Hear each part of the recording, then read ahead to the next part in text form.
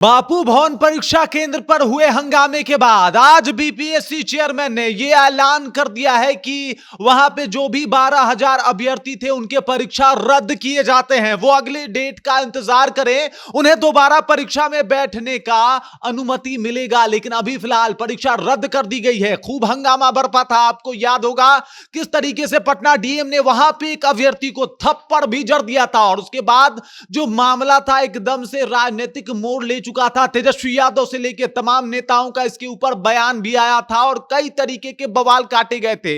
इसी बीच एक बड़ी खबर आ रही है कि जो बापू परीक्षा केंद्र था वहां पे जितने भी अभ्यर्थी परीक्षा दिए थे उनका परीक्षा रद्द कर दिया गया है। पूरी जानकारी क्या है सब कुछ आपको बताऊंगा, लेकिन उससे पहले मेरा परिचय जान लीजिए। मेरा नाम है रजत और आप जनता जंक्शन देख रहे हैं। बीपीएससी को लेके तमाम तरीके के बवाल काटे गए हैं। कुछ टाइम पहले, कुछ समय पहले, कुछ दिन पहले यही छात्र जो है वो आंदोलन कर रहे थे और कह रहे थे कि नॉर्मलाइजेशन हटाई जाए और उसके बाद अभी ये मामला शांत होता है। इसी बीच बीपीएससी एग्जाम लेने वाली थी, बीपीएससी एग्जाम लेती है और इसी दौरान बापू परीक्षा केंद्र जहां पे 12,000 अभ्यर्थी जो है एक साथ एग्जाम दे रहे थे, एशिया का सबसे बड़ा परीक्षा केंद्र है और वहां पे एक तरीके से कहा जाए तो लगभग कई ऐसे अभ्यर्थी थे जो एकदम पूरी तैयारी के साथ गए थे कि इस बार तो किसी भी तरीके से बीपीएससी का एग्जाम निकाल लेना है। लेकिन इसी बीच बवाल बढ़ता है, हंगामा मचता है और हंगामे की वजह बताई जाती है कि कुछ छात्र जो हैं वो उपद्रव जानबूझ के फैलाए हैं। इसके ऊपर कईयों के ऊपर एफआईआर दर्ज किया गया है, कईयों के ऊपर कई संगीन आपराधिक मामले जो है वो भी दर्ज किए गए हैं और उनके ऊपर कार्रवाई होने वाली है। और इसी के बीच ये खबर आई है कि भाई साहब ये जो परीक्षा हुआ था उस परीक्षा को ही रद्द कर दिया जाएगा। दरअसल मामला इसलिए भड़का था क्योंकि छात्रों का आरोप था कि जो प्रश्न पत्र आए हैं वो पहले से ही खुले हुए आए थे। उसके बाद उन्होंने ये भी आरोप लगा दिया कि प्रश्न पत्र काफी देरी से हम तक पहुंचे हैं और इसलिए खूब जम के बवाल काटा गया। मामले को शांत कराने के लिए पटना डीएम वहां पे पहुंचे, लेकिन वहां पे मामला फिर भी तूल पकड़ता हुआ ही लग रहा था और उसके बाद मामला और आगे तब बढ़ गया जब एक अभ्यर्थी को पटना डीएम ने थप्पड़ लगा दिया। थप्पड़ का वीडियो खूब वायरल होने लगा।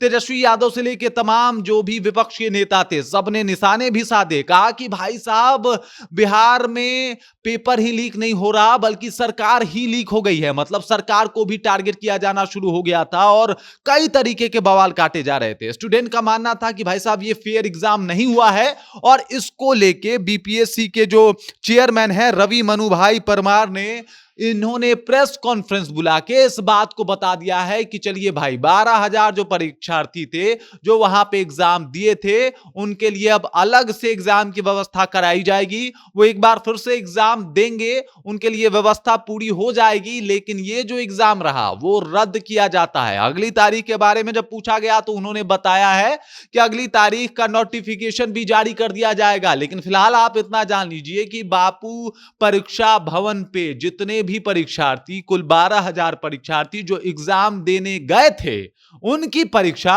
रद्द कर दी गई है।